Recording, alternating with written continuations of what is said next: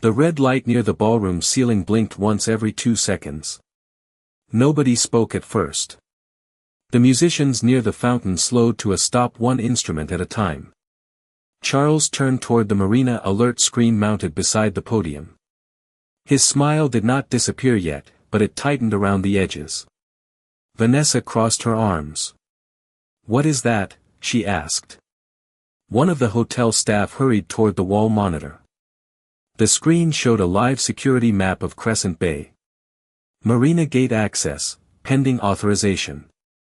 Emergency route status, inactive. The room shifted again. Not loudly. Quietly. Chairs creaked. Glasses touched linen.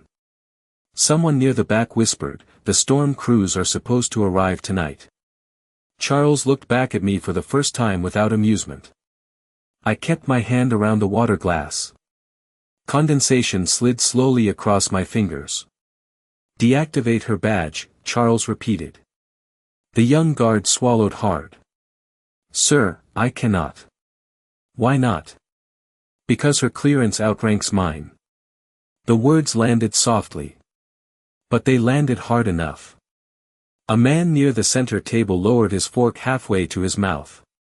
Vanessa laughed once. Short. Sharp. "That is impossible." The guard looked trapped. He checked the tablet again. Blue light flickered against his nervous face. "Her authorization is attached to municipal emergency access." Charles stepped closer now. Close enough for me to smell bourbon under his mint breath. "Who exactly are you here representing?" he asked. Before I could answer, thunder rolled somewhere beyond the ballroom windows. Not dramatic thunder. Heavy coastal thunder. The kind that rattled glass before rain even starts. Several guests turned toward the dark ocean outside. Crescent Bay hated storms. Everybody in that room knew why. The old marsh bridge flooded fast. One blocked route could trap an entire section of the coastline within minutes. Charles finally noticed the silver bridge pin on my collar again. His eyes narrowed. "You work for coastal infrastructure." "Regional Emergency Access Division," I said. Silence. Real silence this time. Not social silence. Not polite silence.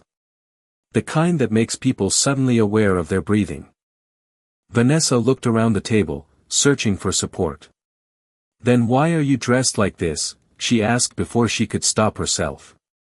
A few people looked down immediately. Even the older donors seemed embarrassed by that one. I set the glass down carefully. "Like what?" Vanessa opened her mouth. Nothing came out. Across the ballroom, a white-haired woman near the stage stood slowly from her chair. She wore a dark green gown and held a silver cane beside her hip. I recognized her immediately. Judge Eleanor Hayes. She had been watching the entire exchange without blinking. Charles noticed her standing and straightened his jacket instantly. "Judge Hayes," he called smoothly. "We are handling a small misunderstanding." Her expression did not change. "No," she said calmly. "You already mishandled it." The ballroom shrank around those words. A waiter nearly collided with another server near the kitchen doors. One champagne flute tipped sideways and shattered softly against marble. Nobody moved to clean it yet. Charles forced another smile. Perhaps Miss Brooks should have identified herself sooner. Eleanor looked directly at him. "Would that have changed your behavior?" Charles said nothing. Rain finally began hitting the tall windows. Light at first. Then harder. Tiny rivers crawled down the glass behind the ballroom stage. The Marina alert turned from yellow to orange. Pending weather escalation. A man near the podium pulled out his phone. "The county just issued a coastal flood advisory," he muttered to his wife. Another guest stood from his chair entirely. "My mother lives inside Crescent Bay," he said nervously. "When does the emergency route open?" Every eye in the room returned to me. Not because they respected me now. Because suddenly they needed something. That difference mattered. I could feel it in the room temperature itself.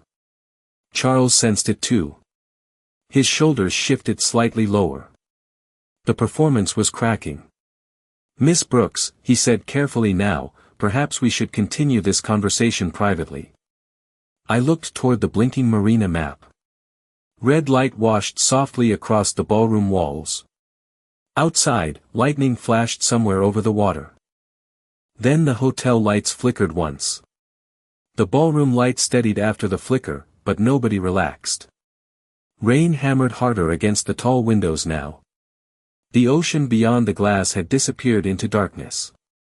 Charles Whitmore adjusted the cuff of his tuxedo slowly. He was buying himself time. I could see it in the way his jaw tightened every few seconds. "Miss Brooks," he said carefully, "there is no reason for tonight to become uncomfortable." Judge Eleanor Hayes gave a quiet laugh from across the room. "That ship sailed 15 minutes ago." A few guests looked down into their laps. Others pretended to check their phones. Nobody wanted to be caught choosing sides too early. That was how rooms like this worked. Wealthy people hated conflict until they sensed risk. Then suddenly they cared about morality. The marina alert flashed orange again. Estimated storm surge arrival, 11:42 p.m. A hotel employee hurried toward Charles holding a tablet with both hands. "Sir," he whispered nervously, "County Emergency Management is requesting gate confirmation." Charles took the tablet immediately. His eyes scanned the message. The color drained from his face so slightly most people missed it. I did not. Vanessa noticed it too. "Charles?" she asked softly. He ignored her. Judge Hayes stepped closer to our table, her silver cane tapping lightly against marble. Tap. Tap. Tap. The room listened to that sound. "How long has Crescent Bay delayed those drainage repairs?" she asked. Charles handed the tablet back too quickly. "This is not the time for municipal politics."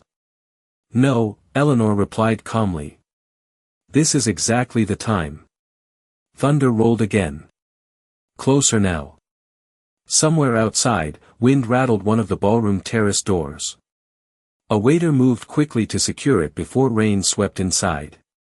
Several guests near the windows stood and backed away from the glass. Their reflections trembled beneath the chandelier light. Charles finally looked directly at me again. "You control the marina release authorization?" "Partially," I answered. "Who controls the rest?" "County Emergency Infrastructure." Vanessa folded her arms tighter. "Then why are we acting like she has all the power?" I looked at her. "Because your backup route failed inspection last month." Silence. A real one. One man near the center table actually whispered, "Jesus Christ." Charles took one sharp breath through his nose. "That report was confidential."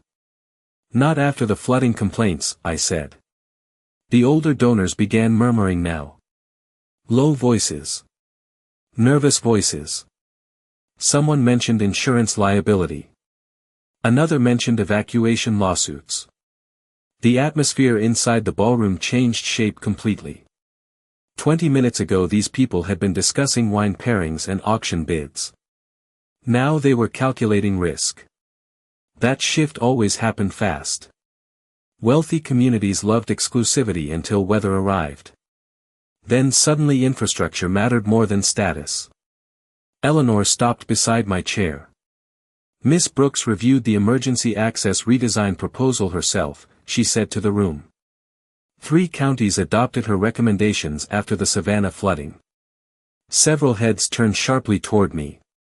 Charles stared. "You designed the revised emergency route system?" "Part of it." Vanessa let out a breath that sounded almost annoyed. "Then why are you sitting here alone?" I looked around the ballroom. Crystal glasses. White roses. Gold-trimmed menus. Faces trying very hard not to appear uncomfortable. I was invited, I said quietly. Judge Hayes nodded once. Personally invited. That landed harder than anything else so far. Charles blinked slowly. By who? Eleanor held his gaze for a long second before answering. By me. The room seemed to tilt slightly after that. Not physically. Socially. Power had moved. Everybody felt it. Charles knew it most of all. The host of the gala had just discovered the woman he publicly humiliated was the guest of honor for the most respected person in the ballroom. Vanessa reached for her champagne glass too quickly and nearly knocked it over. The tiny splash darkened the white tablecloth beside her plate. She stared at the stain like it personally offended her. Charles lowered his voice again. Judge Hayes, if there has been any misunderstanding tonight, I assure you, stop calling it a misunderstanding, Eleanor interrupted. Her tone never rose. That made it worse. You saw a black woman in a simple dress and decided she could not belong here. Nobody moved. Even the staff had stopped pretending not to listen. Rain slammed against the windows again. The marina alert turned red. Then every phone in the ballroom buzzed at once. Every phone in the ballroom buzzed with the same emergency alert tone. The sharp electronic sound cut through the room like broken glass. Coastal flood warning. Immediate action recommended. Several guests grabbed their phones at once. Tiny screens lit up beneath the chandeliers. Reflections flickered across nervous faces and crystal wine glasses. One woman near the windows whispered, "Oh my God." Another guest was already trying to call someone inside Crescent Bay. The call failed immediately. Charles Whitmore stayed perfectly still for 2 full seconds. Then he forced movement back into his body. Ladies and gentlemen, he announced loudly, there is no immediate danger. Nobody fully believed him anymore. You could hear it in the room. Chairs shifted. Voices rose slightly. The calm performance from earlier had cracked down the middle. A hotel manager hurried across the ballroom floor toward Charles. Water dripped from his sleeves. He must have come in from outside. Sir, he said under his breath, the lower marina lot is already taking water. Charles rubbed one hand across his mouth. How high? 6 inches and rising. Vanessa stood abruptly. My car is down there. The manager hesitated. Most of the guest vehicles are. That changed the atmosphere again. Suddenly this was no longer abstract weather. Wealthy people could ignore warnings. They did not ignore water touching luxury cars. Several guests stood at once. A few moved toward the exits before stopping near the windows to check the rain outside. Wind bent the palm trees along the terrace almost sideways now.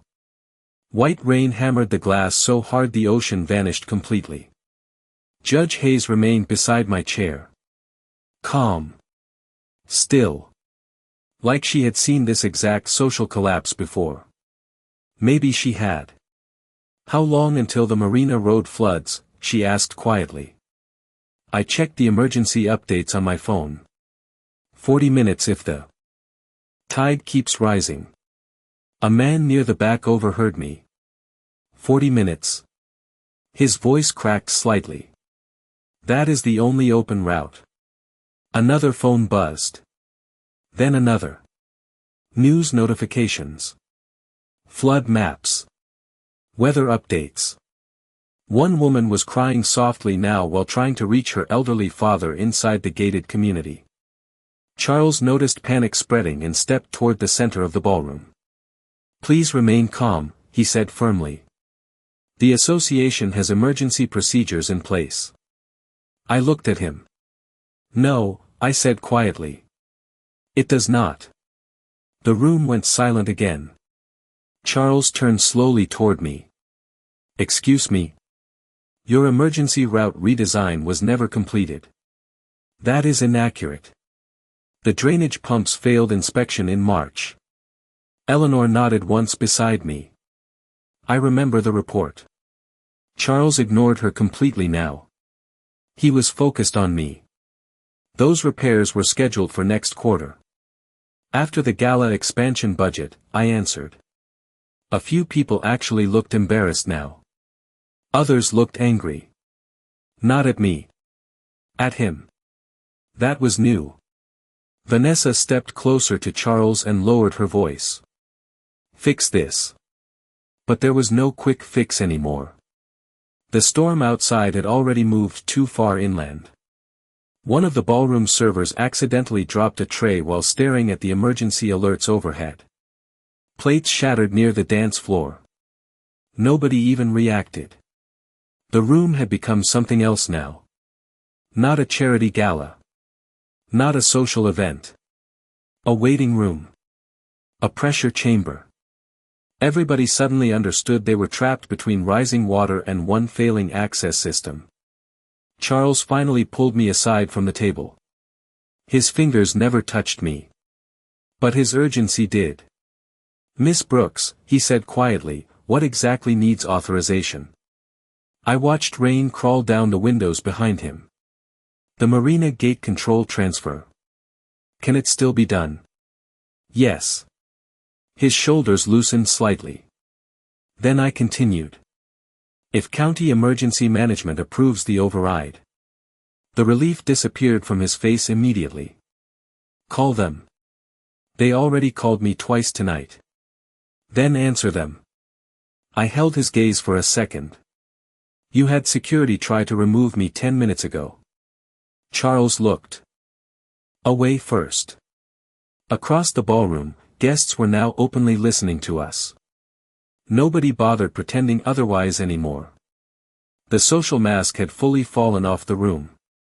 Judge Hayes stepped forward again. Her silver cane clicked once against marble. You spent years building gates around this community, she said softly to Charles. Tonight you finally discovered what gates really do. Then the ballroom doors burst open against the wind. The ballroom doors slammed against the walls as wind rushed inside with cold rain.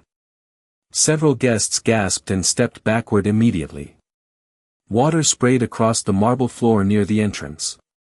A hotel employee fought to pull the doors closed again while two security guards grabbed the handles beside him. Outside, palm trees bent violently beneath the storm. A man in a yellow county emergency jacket pushed through the doorway carrying a soaked clipboard against his chest. Rain dripped from the brim of his cap onto the marble. Which one of you is Naomi Brooks? He shouted over the wind. Every head in the ballroom turned toward me at once. Charles Whitmore stepped aside automatically without even realizing he did it. The emergency officer spotted me near the center table and moved quickly through the crowd. His boots left dark wet prints across the white marble floor. Ma'am, he said breathlessly, County Command needs your override confirmation immediately. He handed me the waterproof clipboard. Several pages were clipped beneath a plastic cover. Flood maps. Evacuation routes. Tide projections. The red sections covered nearly half the peninsula. A woman near the back looked at the maps and covered her mouth. Those neighborhoods are underwater zones, she whispered. The officer nodded grimly. If the marina gate stays closed another 30 minutes, emergency vehicles cannot reach the south side. Charles stared at the maps now. His face looked different under the ballroom lights. Less polished. More human. Fear stripped vanity fast. Vanessa stepped closer beside him. Charles, she whispered sharply, do something. But for once, money was not moving quickly enough. The storm did not care about social status. Neither did seawater. I scanned the authorization forms while rain hammered against the windows harder than ever. The ballroom lights dimmed slightly again. Somewhere upstairs, the hotel generator clicked once before stabilizing. The county officer lowered his voice. We also have a nursing home transport issue. My eyes lifted immediately. Where? South Crescent Assisted Living. Judge Hayes inhaled sharply beside me. That facility only has one evacuation route. Exactly, the officer replied. And it runs through the marina corridor. The room changed again after that. It was no longer about cars. Or property values. Or embarrassment. Elderly residents were now trapped behind a failing flood route connected to this ballroom's political decisions. Several guests looked away from Charles completely. Others stared at him openly now. A heavy silence settled over the gala tables. Even the servers had stopped moving. The silverware remained untouched beneath the chandeliers. Charles rubbed one hand against his forehead slowly. "How bad is it outside?" he asked the officer. "Worse than forecasted," the man answered. "The marsh pumps failed 30 minutes ago." Judge Hayes closed her eyes briefly. "Of course they did."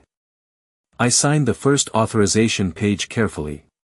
The black ink spread slightly across the damp paper. The officer watched my pen move like it was oxygen itself. Charles noticed that too. He swallowed hard. "What else do you need?" he asked. The officer looked directly at him this time. "The secondary gate code from the Homeowners Association." Charles froze. Just for a second. But everybody saw it. Vanessa turned toward him slowly. "You still have not updated the county access database." Charles did not answer immediately. That silence answered enough. A few guests exchanged stunned looks. One older man muttered, "Unbelievable." The officer exhaled sharply through his nose. "Sir, emergency crews cannot manually force that gate in storm conditions." Judge Hayes tapped her silver cane once against the floor. "How long were those updates delayed?" Charles looked trapped now. Really trapped. Not socially. Administratively. "The board postponed final approval," he said quietly. "To save money?" Eleanor asked. Nobody spoke after that. Rainwater crawled beneath the ballroom entrance doors now. Thin streams spread slowly across the marble near the coat check area. Hotel staff rushed for towels. One guest removed her high heels entirely while staring at the growing water near the floor. The county officer turned back toward me. "Ma'am, command also requested your direct coordination on site." "Tonight?" "Immediately." Charles stepped forward instinctively. "She cannot leave yet." The officer looked confused. "Sir." Charles glanced around the ballroom full of frightened donors, board members, and wealthy residents. Then back at me. His voice lowered. "Because everybody here suddenly needs her." Judge Hayes watched him carefully. Then she said something so quietly the entire room leaned in to hear it. Judge Hayes looked directly at Charles Whitmore before speaking. "No," she said softly. "Tonight they finally understand who she already was." The room stayed silent after that. Not because people agreed. Because nobody knew how to answer her. Rain pounded the hotel roof so hard now it sounded like gravel thrown across metal. Somewhere deeper inside the building, thunder shook the ballroom chandeliers. Tiny crystals trembled overhead. The county officer checked his radio again. Static crackled through the speaker. "Command confirms water over the lower marina ramp," he announced. "Emergency vehicles are rerouting now." Guests began speaking over one another immediately. Questions. Panic. Half-finished conversations. One woman demanded a driver. Another wanted hotel staff to move vehicles to higher ground. A man in a navy tuxedo was already yelling into his phone about insurance coverage. The polished atmosphere from earlier had completely collapsed. The gala looked exhausted now. Beautiful and frightened. Like a sinking wedding cake. I signed the final authorization sheet and handed the clipboard back to the county officer.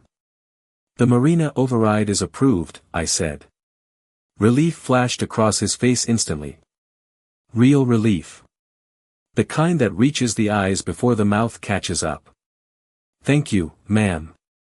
Charles stepped closer again. Can you coordinate directly with County Command from here? I looked at him. From the ballroom? He hesitated. The hotel has private conference rooms upstairs. Vanessa turned sharply toward him. Charles, we still have guests here. Exactly, he answered. And if emergency access fails, those guests are trapped. Several people overheard that word. Trapped. It spread through the ballroom faster than the storm warnings had. One elderly man quietly sat back down after hearing it. His hands shook slightly while he reached for his water glass. Judge Hayes watched the room carefully. Fear changes people fast, she murmured beside me. Especially privileged people. I almost smiled at that. Almost. The county officer clipped the soaked forms back together. Miss Brooks, Emergency Management specifically requested your assessment on the secondary flood barriers. Charles frowned immediately. Those barriers were completed last year. The officer looked uncomfortable. Sir, county inspection reports disagree. Vanessa closed her eyes briefly like a headache had finally arrived. Charles noticed several guests watching him again. His voice sharpened. That project passed association review. Association review is not county certification, I answered quietly. Another silence. Smaller this time. But sharper. A hotel employee hurried across the ballroom carrying fresh towels for the flooding entrance. Water had already spread halfway across the marble near the reception area. Guests lifted expensive shoes carefully while moving toward drier sections of the room. The orchestra had completely stopped playing now. Violins rested silently beside abandoned music stands. Candlelight flickered along the tables. Half-eaten meals sat untouched beneath the chandeliers. The gala no longer felt glamorous. It felt temporary. A shelter pretending to be luxury.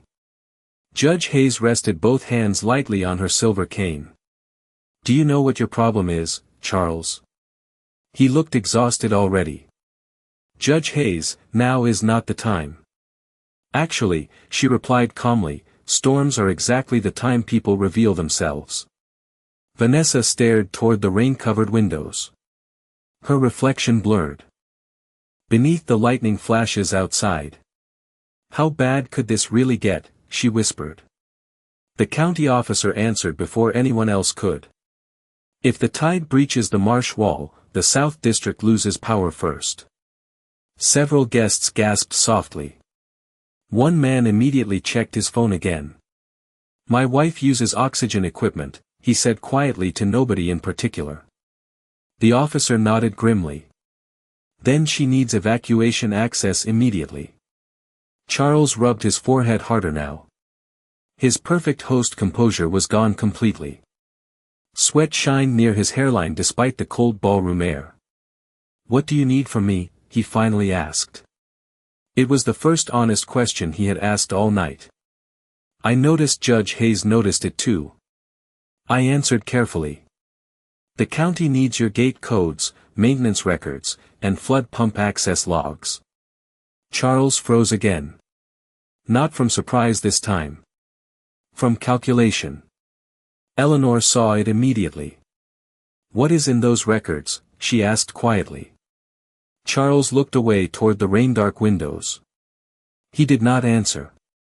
That answer was enough. Across the ballroom, two security guards exchanged nervous looks near the entrance doors. One of them whispered something into his radio. Then every light in the ballroom dimmed a second time. The ballroom lights dimmed again, lower this time. A few guests gasped softly as the chandeliers flickered overhead. The orchestra corner disappeared into shadow for half a second before emergency backup lights glowed amber along the walls. The room looked different under that lighting. Less elegant. More honest.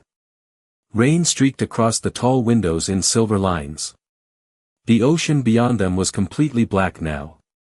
One of the hotel security guards pressed a hand to his earpiece suddenly. Generator transfer just activated, he announced to nobody in particular. Another guard whispered back, "Lower parking level is flooding." Guests heard that immediately. Fear moved through the ballroom like cold air. Quiet but fast. A woman near the auction tables began crying while trying to reach her daughter by phone. Nearby, a man loosened his bow tie with shaking hands. Crystal glasses still sat untouched across the tables. Expensive meals cooled beneath candlelight nobody cared about anymore. Charles Whitmore looked toward the ballroom ceiling as another low electrical hum rolled through the hotel. "How stable is backup power?" he asked the county officer. "Depends how much water reaches the lower utility room." Charles exhaled sharply through his nose. "Wonderful." Judge Hayes watched him carefully. "You are not used to hearing problems you cannot donate away." Charles ignored her. "But not convincingly." "I checked the emergency updates on my phone again. The signal was weaker now. Flood zones across the map had widened. Red sections spread along the coastline like spilled paint. County just upgraded the surge warning," I said quietly. Expected peak tide moved up 20 minutes. The county officer cursed softly under his breath. Several guests overheard him. Panic rose another level after that. The ballroom no longer sounded polished. It sounded human. Nervous conversations. Shoes against wet marble.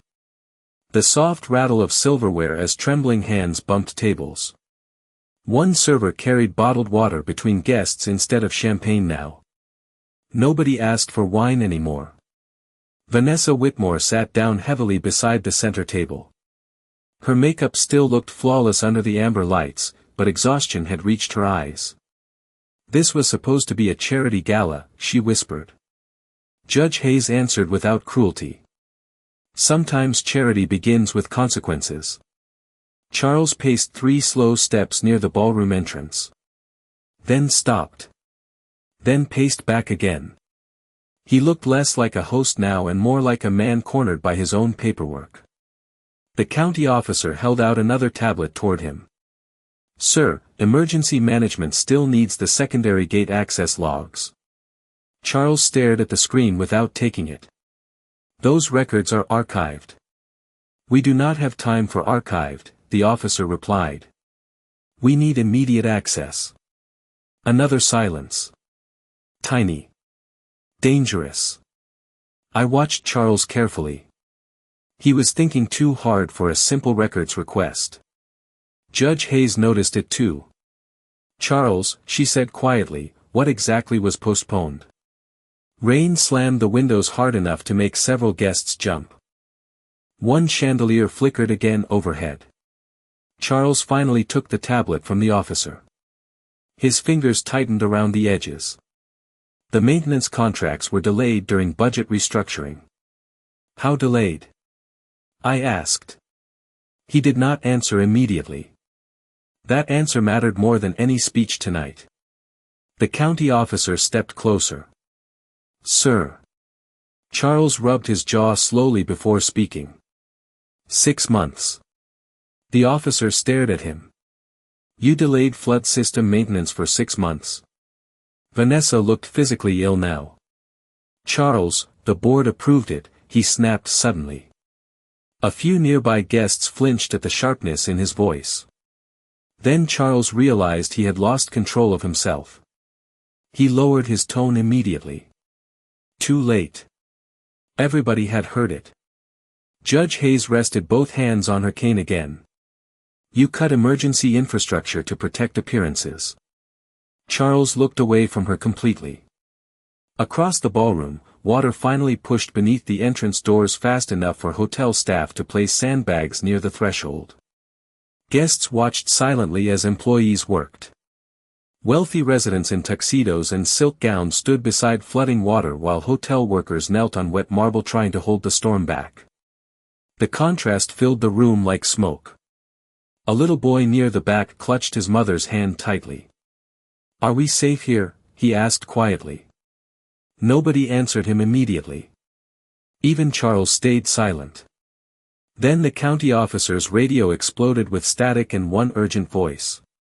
The county officer's radio burst with static again. Then a strained voice cut through the noise. Command to all units. South Marsh wall breach confirmed. The entire ballroom froze. Even the rain outside seemed quieter for one strange second. The officer grabbed the radio immediately. How severe? More static. Then, water entering lower residential corridor. Nursing home evacuation upgraded to priority 1. A woman near the center tables covered her mouth with both hands. Somebody whispered a prayer under their breath. Charles Whitmore closed his eyes briefly. When he opened them again, the room no longer looked under his control. It looked like evidence. Hotel staff pushed another row of sandbags against the ballroom doors. Wet footprints covered the marble now. Water reflected the amber emergency lights in thin trembling lines across the floor. The chandeliers overhead glowed weaker every few minutes. One guest near the windows suddenly shouted, "The road is flooding already." Several people rushed toward the glass despite the storm outside. Through sheets of rain, headlights could barely be seen crawling along the marina route. Water swirled around the tires. Slow. Dark. Rising. Judge Hayes stepped beside the windows carefully. Her silver cane clicked softly against marble. "Those are evacuation buses," she said quietly. The county officer nodded. "Trying to reach the nursing home." "Trying?" Eleanor repeated. The officer did not answer. He did not need to. Vanessa wrapped both arms around herself now. Her expensive blue gown brushed against the wet floor without her noticing. "This cannot be happening," she whispered. Nobody comforted her. Not even Charles. He was staring at the flood maps on the tablet like they had personally betrayed him. I moved toward the ballroom windows slowly. Rain streaked cold silver across the glass inches from my face. Outside, emergency lights flashed red and blue through the storm. The marina road sat lower than the rest of Crescent Bay. I had warned the association about that almost a year ago. Charles noticed me watching the flooding road. "You submitted the redesign proposal yourself," he said quietly. I nodded once. 3 times. Judge Hayes looked at him sharply. "You ignored it 3 times. Charles rubbed his forehead hard enough to leave red marks near his temple. "The board considered it financially excessive." Eleanor gave a small bitter laugh. "And now?" Another crack of thunder shook the windows hard enough to rattle the silverware on nearby tables. One chandelier flickered violently overhead before stabilizing again. Guests gasped softly. A little girl near the back started crying against her mother's shoulder. The orchestra members were packing instruments quietly now. One violinist wrapped her case with trembling hands. Nobody believed the evening was returning to normal anymore. The county officer checked another emergency update. His face tightened instantly. "We lost contact with one transport van." The room reacted before he could finish. "What do you mean lost contact? Were there patients inside? How many people?" Questions crashed into each other across the ballroom. The officer raised one hand. "Signal loss only. We do not know more yet. But uncertainty frightened people more than facts sometimes." Charles stepped toward the officer immediately. "Use the association radio tower." The officer looked stunned. "You still have a private tower operational?" Judge Hayes turned toward Charles slowly. "You kept emergency communications off county systems too?" Charles looked exhausted now. Truly exhausted. The board wanted independent infrastructure. Independent from accountability, Eleanor corrected softly. Rain slammed the windows again. Harder than before. Somewhere deeper inside the hotel, an alarm began beeping steadily. Hotel maintenance staff rushed past the ballroom entrance carrying flashlights and portable radios. One guest grabbed Charles by the sleeve. "My parents are in the South District." Another guest stepped closer immediately after. "My son too." Suddenly everybody wanted something from him. Answers. Access. Protection. The same people who had laughed earlier were now crowding around the man they thought controlled everything. But his confidence was collapsing in real time. I could see it in his posture. His shoulders had lowered. His voice had lost its polish. His hands no longer stayed perfectly still. Judge Hayes watched him quietly for several seconds. Then she looked at me instead. "You still stayed tonight," she said softly. I glanced across the frightened ballroom. Wet marble. Shaking hands. Flood alerts glowing red across abandoned dinner plates. "Somebody had to," I answered. Then the emergency lights shut off completely. Darkness swallowed the ballroom for one long breath. Gasps rose immediately across the room. Somebody dropped a glass near the back wall. It shattered sharply against marble. Then the emergency backup strips along the floor flickered on in dull red lines. The ballroom looked unreal under that light. Faces floated in shadow. Wet marble reflected crimson streaks beneath expensive shoes. Rain hammered the windows so hard now it sounded like fists against the glass. A little boy began crying somewhere near the center tables. His mother pulled him close immediately. "It is okay," she whispered. But her voice shook too much to make it believable. Hotel staff moved quickly through the darkness carrying battery lanterns and flashlights. The soft white beams cut through the ballroom in nervous lines. One server nearly slipped on water near the entrance before catching herself against a table edge. The county officer pressed his radio hard against one ear. "Repeat that," he shouted over the static.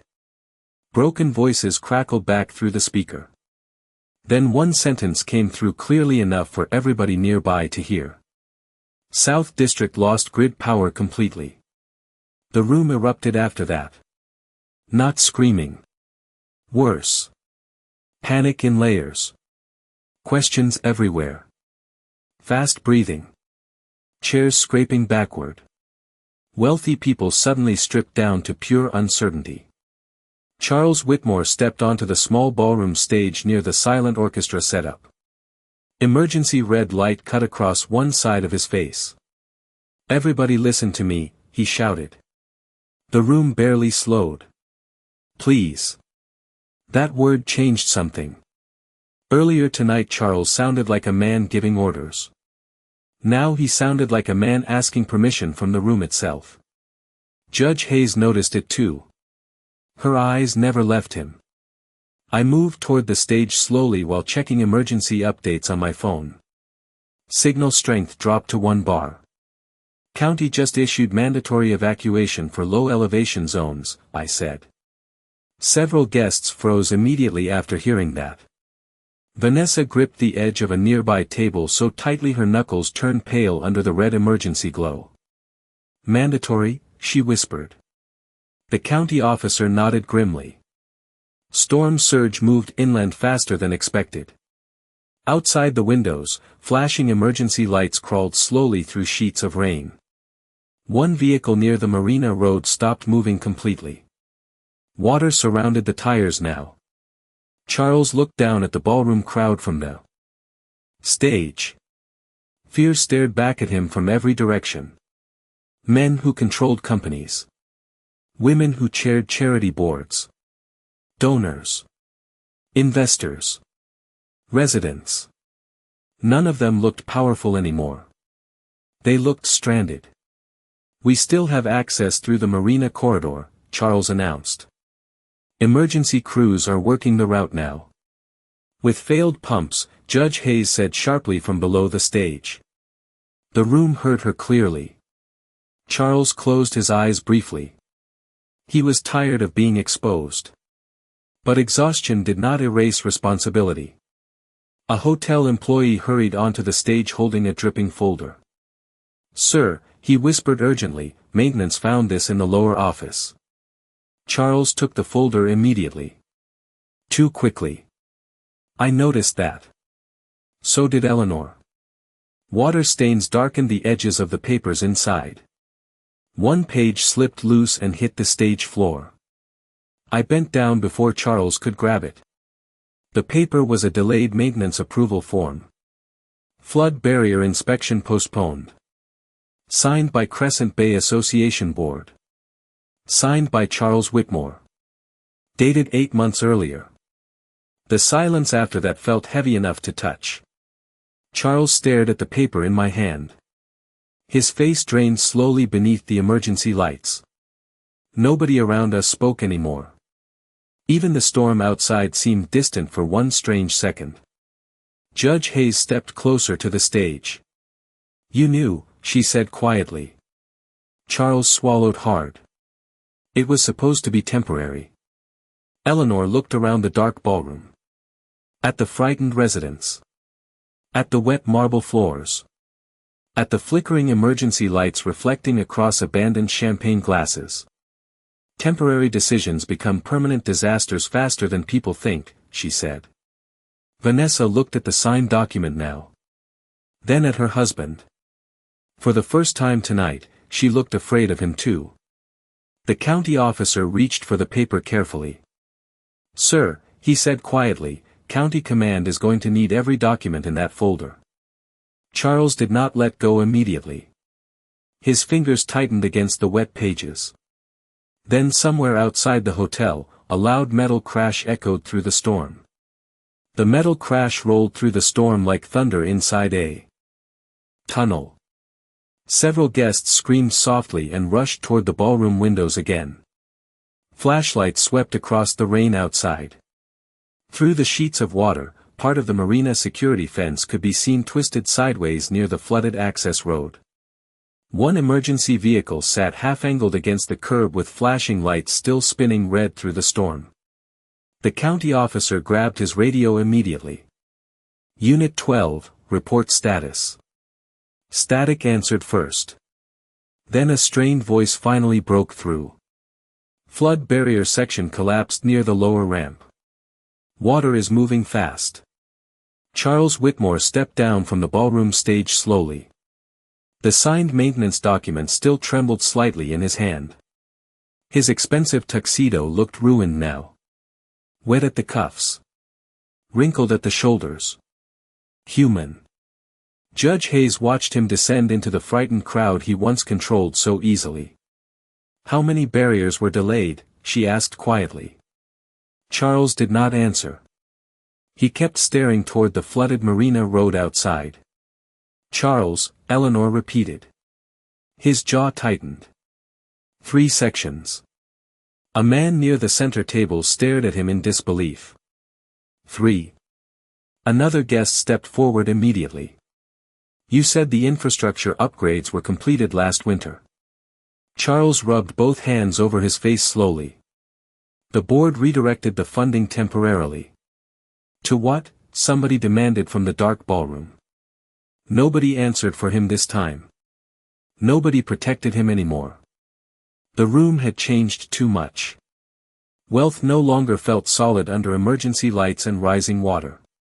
Vanessa stood near the stage holding herself tightly against the cold air drifting beneath the ballroom doors. "Tell them," she whispered. Charles finally looked at the crowd around him. Candlelight flickered across frightened faces. Hotel staff moved sandbags again as more water spread over the marble floor near the entrance. Somewhere upstairs, another alarm beeped steadily through the darkness. "The Gala expansion project," Charles admitted quietly. Silence crashed into the ballroom harder than the storm outside. Several people simply stared at him.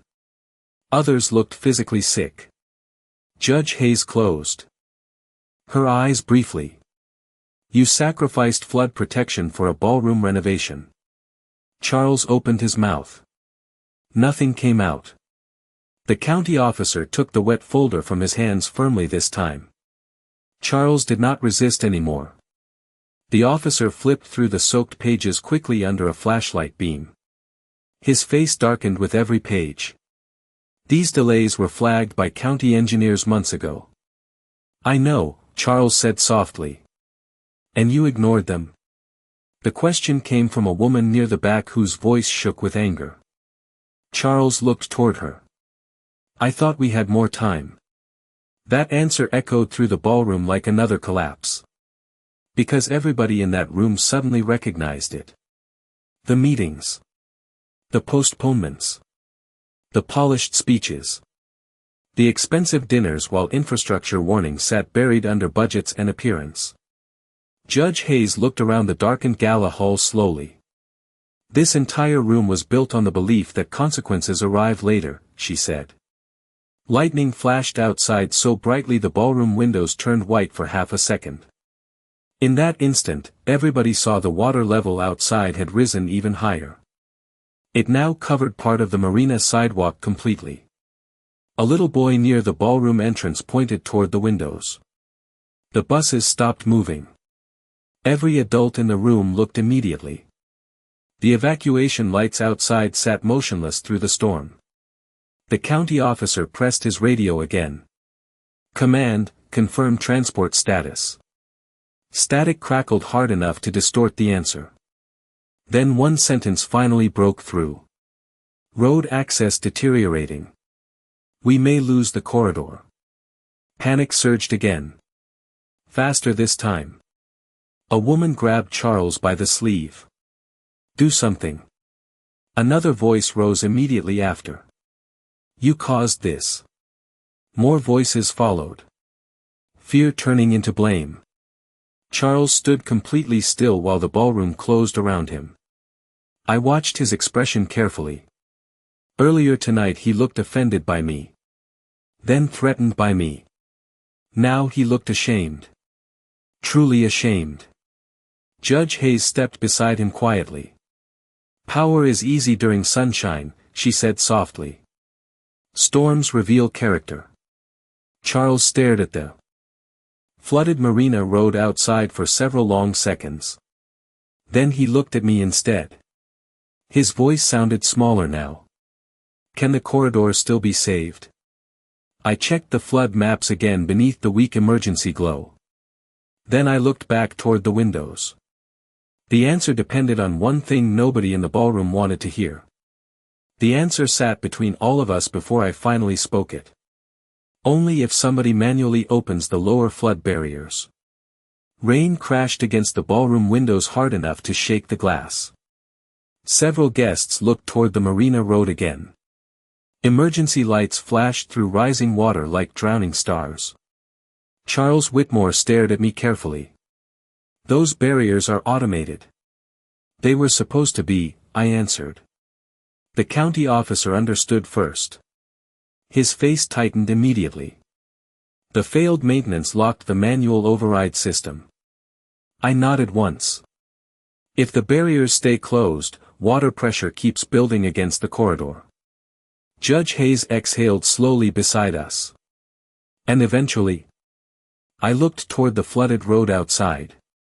The entire access route goes under. Silence spread again. Heavy. Exhausted. One guest quietly sat down on the ballroom floor against the wall. Her high heels rested beside her now. Nobody cared about appearances anymore. The county officer checked the flood timing on his tablet. How long before full overtopping? 20 minutes, I answered. Maybe less. Charles ran one hand through his wet hair. Then send maintenance crews. The officer shook his head immediately. Most crews are already tied up at the marsh breach. Then police. Police are evacuating residents. Charles looked trapped again. Not politically this time. Personally. Every solution he reached for collided with another failure connected to his own decisions. Judge Hayes watched him carefully. There is another option, she said softly. Charles looked at her. Eleanor turned toward me instead.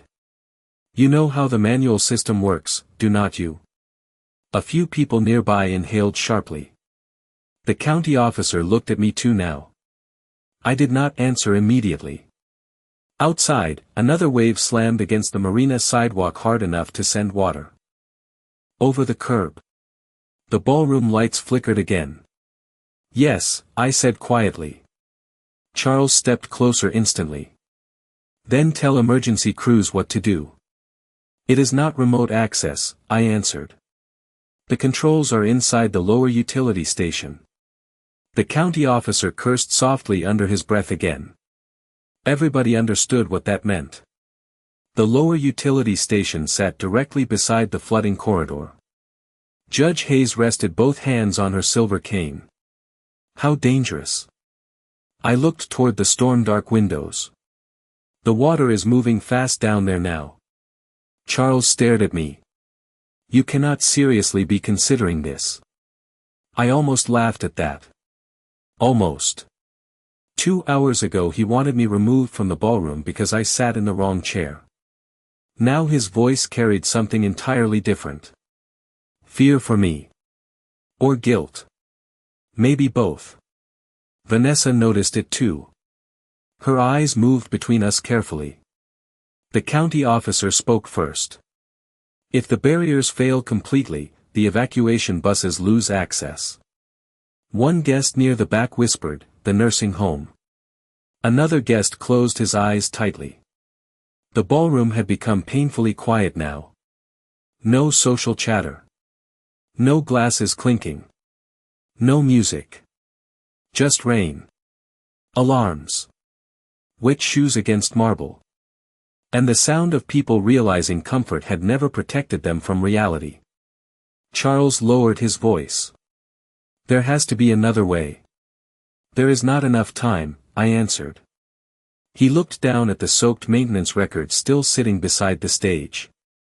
Water stains blurred his signature across the pages now. His decisions literally dissolving under floodwater. Judge Hayes stepped closer to him gently. "This is the part powerful people never prepare for," she said. "The moment consequences become human." Charles closed his eyes briefly.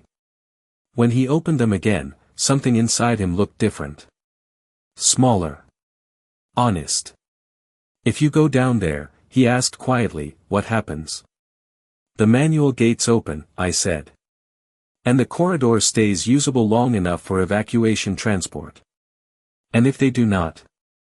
I looked toward the flashing emergency lights outside. "Then people get trapped behind the flood line." Nobody spoke after that. The storm answered for all of us. Rain hammered the windows. Wind rattled the ballroom doors. Somewhere deeper inside the hotel, another generator alarm started beeping steadily through the darkness. Then Charles Whitmore picked up a flashlight from the nearest security table. Charles Whitmore held the flashlight tightly enough for his knuckles to pale beneath the emergency lights. Rain pounded the ballroom windows in violent waves now. Water had spread halfway across the marble entrance floor despite the sandbags. Hotel staff moved quickly through ankle-deep water near the lobby doors carrying towels, radios, and battery lanterns. The gala had disappeared completely. Only the people remained. Frightened. Wet. Quiet. Charles walked toward me slowly through the dim ballroom. The beam from the flashlight trembled slightly across the floor ahead of him. "I am coming with you," he said. Several guests reacted immediately. "Charles, no. You cannot go out there. It is too dangerous." Vanessa stepped closer to him. Her eyes looked exhausted beneath smeared mascara and fading makeup. "You do not even know how to operate those systems." Charles looked at her carefully. "Neither does the board." That landed hard in the room. Judge Hayes watched him without speaking. The county officer checked his radio again. "Floodwater is already reaching the lower utility stairs." I took a slow breath. The ballroom smelled like wet carpet, extinguished candles, and salt water now. "Then we do not have much time." Charles handed me the flashlight without saying anything. His hand brushed mine briefly. Cold. Shaking. Human. Earlier tonight he had looked at me like a mistake in the wrong chair. Now he looked at me like the only person who understood how to keep people alive. That difference stayed heavy between us. The county officer pointed toward the service hallway beyond the ballroom kitchen. Maintenance access elevator still works for now. For now, Judge Hayes repeated softly. Charles looked toward the ballroom one last time. At the frightened residents. At the abandoned dinner tables glowing beneath weak emergency lights. At the water spreading slowly across marble that cost more than most people earned. In a year. Then he looked down at the soaked maintenance reports near the stage. His signature had almost dissolved completely into the paper. I should have listened, he said quietly. Nobody answered him immediately. Some truths arrive too late for comfort. Vanessa stepped toward him suddenly. For a second it looked like she wanted to argue again. Instead she straightened the wet collar of his tuxedo jacket with trembling fingers. Come back, she whispered. Charles nodded once. Nothing more. Judge Hayes moved closer to me before we left. Her silver cane tapped lightly against the wet floor. You do not owe anybody redemption tonight, she said quietly. I understood what she meant. She was not talking about flood barriers anymore. I glanced toward the ballroom crowd. Earlier they laughed while I sat alone beneath chandelier light. Now those same people watched silently while I prepared to walk into rising floodwater for strangers trapped behind their failed decisions. This is not about them, I answered softly. Eleanor studied my face for a long second. Then she nodded once. I know. Another loud alarm echoed somewhere deeper inside the hotel. The county officer turned sharply toward the hallway. We need to move now. Charles followed beside me as we crossed the ballroom together. Nobody spoke while we passed. Guests stepped aside quietly. Some lowered their eyes. Others simply watched us go beneath the dim emergency lights. A little boy near the back still held his mother's hand tightly. He looked up at me as we passed and asked the simplest question in the entire room.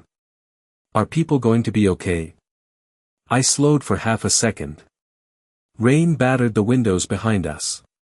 Red emergency lights flashed across the flooded entrance floor.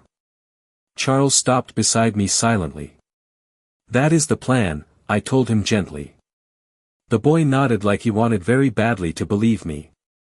Then the county officer pushed open the service hallway doors, and cold storm air rushed inside. Cold rain hit my face the second we stepped into the service corridor. Wind screamed through the narrow concrete passage behind the hotel kitchen. Emergency lights painted the wet walls in dull red streaks. While water rushed along the floor drains toward the marina side of the property. The county officer led ahead with his radio pressed tightly against one ear. Charles stayed beside me carrying a second flashlight now. His tuxedo shoes splashed through shallow water without hesitation. Somewhere above us, thunder rolled across the coast again. The storm sounded enormous outside the hotel walls. We reached the maintenance elevator at the end of the corridor. The metal doors stood half open beneath flickering emergency lights. Water dripped steadily from the ceiling vents nearby. Lower utility station is one level down, the county officer said. After that we continue on foot. Charles looked toward the dark elevator shaft. Does this thing still work? Before anybody answered, the elevator lights flickered weakly and the doors groaned wider. Good enough. We stepped inside together. The elevator descended slowly through vibrating steel and distant storm noise. Nobody spoke during the ride down. The silence felt heavier than the flooding water around us. When the doors opened again, cold air rushed inside carrying the smell of seawater, oil, and wet concrete. The lower utility corridor was already flooding ankle-deep. Red emergency lights reflected across moving water beneath exposed pipes and electrical conduits overhead. The county officer moved fast. This way. We followed flashlight beams through the rising water. Somewhere nearby, heavy metal groaned beneath pressure from the storm surge outside. Charles looked around the corridor carefully. People work down here every day. When maintenance budgets exist, I answered quietly. He flinched slightly at that. We reached the manual barrier control room 3 minutes later. Thick steel doors. Rust along the hinges. One emergency light blinking overhead. Water pushed beneath the doorway in thin streams. The county officer forced the door open hard enough for metal to scrape concrete. Inside, the control systems looked older than the ballroom upstairs by at least 30 years.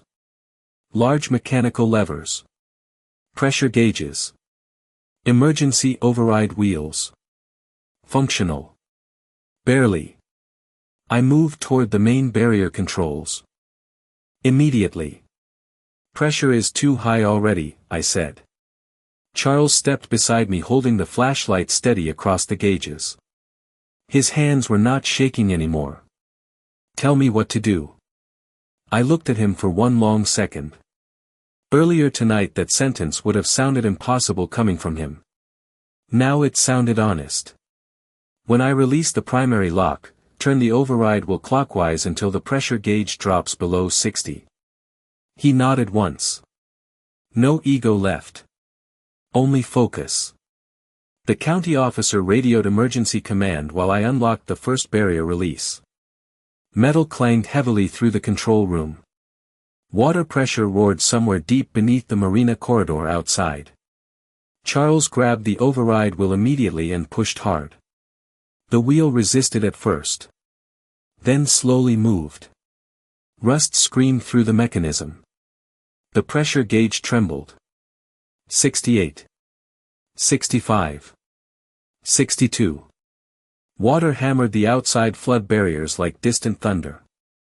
Keep going, I said. Charles pushed harder.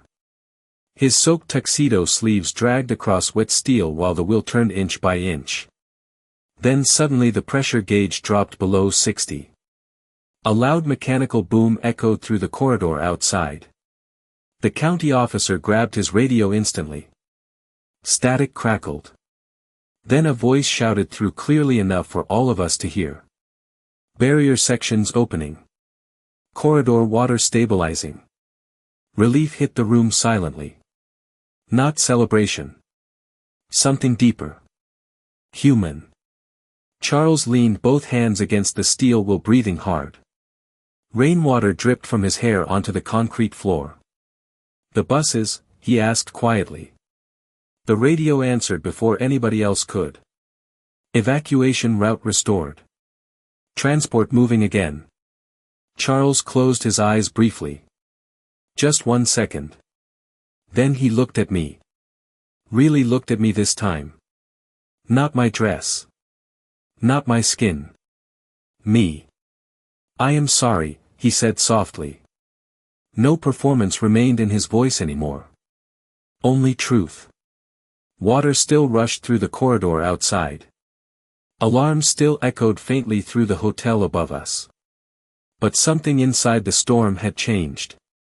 We stood there beneath red emergency lights and dripping pipes while the flood barriers held against the ocean. Then somewhere far above us, the ballroom chandeliers slowly turned back on.